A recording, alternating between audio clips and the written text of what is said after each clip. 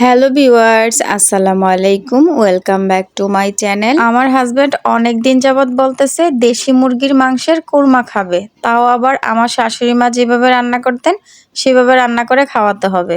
কোরমা রান্নাটা মূলত আমি আমার শাশুড়ির কাছ থেকেই শিখেছি। আমার আজকের রেসিপি হলো দেশি মুরগির মাংস দিয়ে কোরমা। ফার্স্টে আমি এখানে একটা দেশি মুরগির সলিড পিসগুলো নিয়েছি। আর কোরমাটা কিন্তু মূলত দেশি মুরগির মাংস দিয়ে খেতে বেশি ভালো হয়। 1 টেবিল চামচ লবণ আর 2 টেবিল চামচ টক দই দিয়ে মাংসটাকে খুব ভালোভাবে মাখিয়ে এটাকে আমি রেস্টে রেখে দিব আধা ঘন্টার জন্য।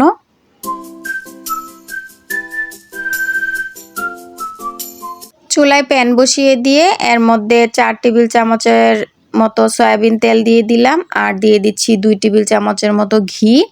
ঘি দিলে কি হয়, পেঁয়াজ বেরেস্তাটা ভাজার পর খুব সুন্দর একটা ফ্লেভার পাওয়া যায়, সেন্ট পাওয়া যায়। তো এখানে আমি 1 কাপ পরিমাণের মতো পেঁয়াজ কুচি দিয়ে দিলাম। এই পেঁয়াজটাকে আমি বেরেস্তা করে ভেজে তারপর তুলে নিব।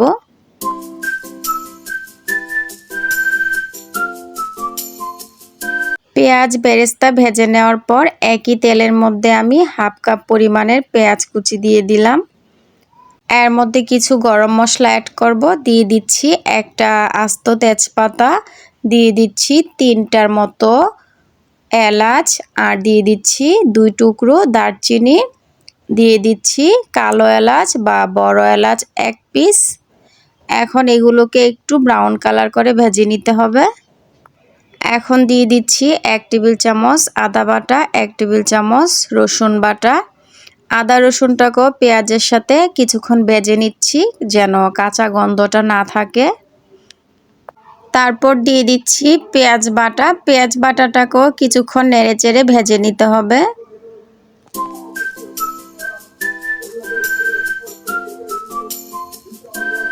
দিয়ে দিচ্ছি 2 টেবিল চামচ বাদাম বাটা। এখানে আমি চীনা বাদাম, কাঠবাদাম, কাজু বাদাম পাটায় বেটে তারপর দিয়েছি। আপনারা চাইলে ব্লেন্ডারে ব্লেন্ড করে দিতে পারেন।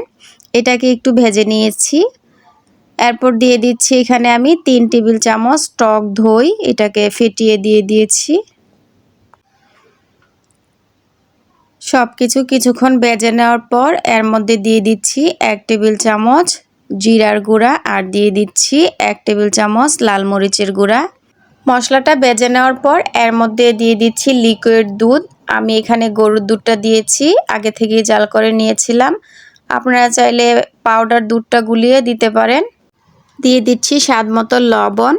লবণটা দিয়ে দেওয়ার পর মশলাটাকে আবার একটু ভালোভাবে নেড়েচেড়ে ভেজে নিতে হবে। মশলাটা ভাজা হয়ে গেলে এর মধ্যে আগে থেকে ম্যারিনেট করে রাখা মুরগির মাংসটা দিয়ে দিলাম। এখন অনবরত নেড়েচেড়ে মাংসটাকে কষাতে হবে। চুলার আঁচটাকে কমিয়ে দিয়ে যতক্ষণ না পর্যন্ত মাংসের উপর দিয়ে তেলটা ভেসে উঠতেছে সে পর্যন্ত কষাতে হবে। মাংসটা কিন্তু কষানো হয়ে গেছে। এর মধ্যে এখন আমি অ্যাড করে দিচ্ছি লিকুইড দুধ 1 কাপ পরিমাণের মতো।